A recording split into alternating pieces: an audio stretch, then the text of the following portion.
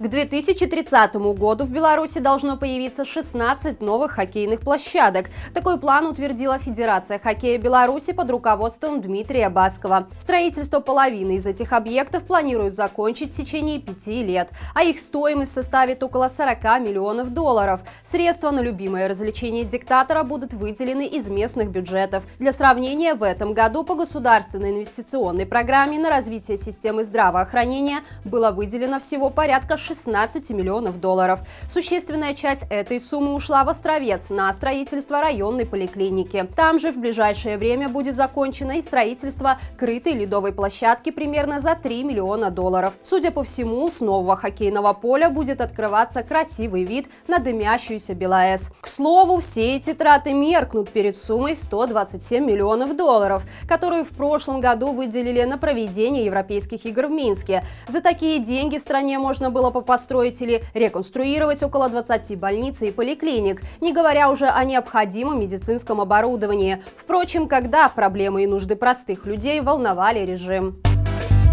Десятки шрейкбрехеров, которых наняли, чтобы заменить бастующих рабочих на Гродно-Азот, отправили в освояси. Эти работники прибыли с других предприятий концерна «Белнефтехим» на замену в начале ноября. Планировалось, что работать они будут как минимум до Нового года. Но не срослось. Лояльным режиму новичкам выдали микрокамеры для слежки за бастующими и предложили оклады в 3 раза выше обычного. Кроме того, приезжих поселили в оздоровительный санаторий «Жемчужина», который далеко не каждому трудящемуся по карману. Видимо, на радостях от таких фантастических условий штрихбрекеры успели вдоволь покутить. Некоторых из них даже задерживали в пьяном виде на проходной предприятия. Более того, столь дорогие работники оказались неквалифицированными для работы на азоте. Напомним, что в настоящее время на предприятии к забастовке присоединились более 30 человек, а десятки сотрудников были уволены или уволились по политическим мотивам. Руководство азота решило, что незаменимых людей нет, но время очень быстро все расставило по своим местам.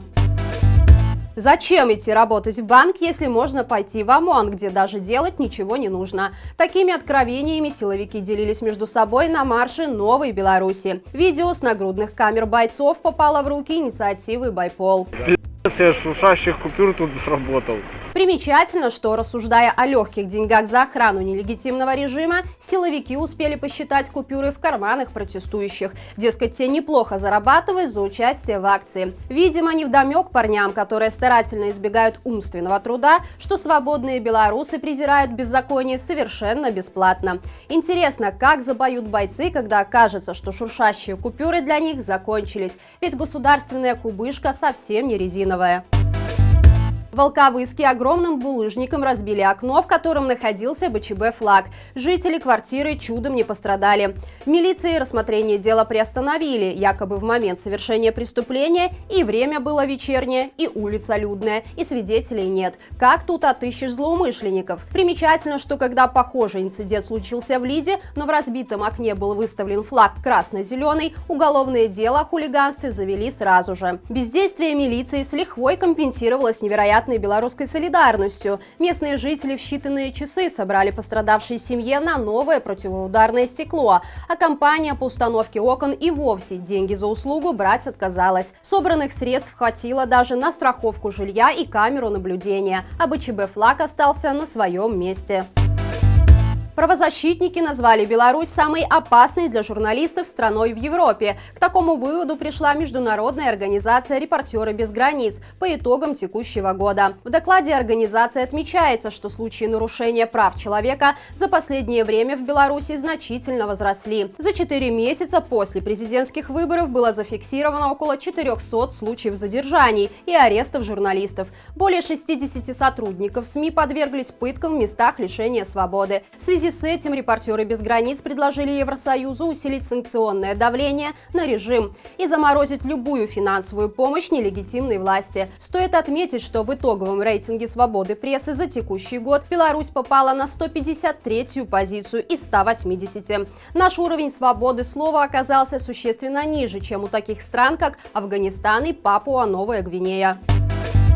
Лукашенко ушел с поста. Правда, пока только председателя органов Евразийского экономического союза, который он занимал весь текущий год. На сегодняшнем итоговом онлайн-саммите ЕАЭС нелегитимный подвел итоги своего, на удивление, короткого срока правления. В частности, Лукашенко заявил, что не сумел добиться успехов в работе по усилению полномочий Евразийской экономической комиссии.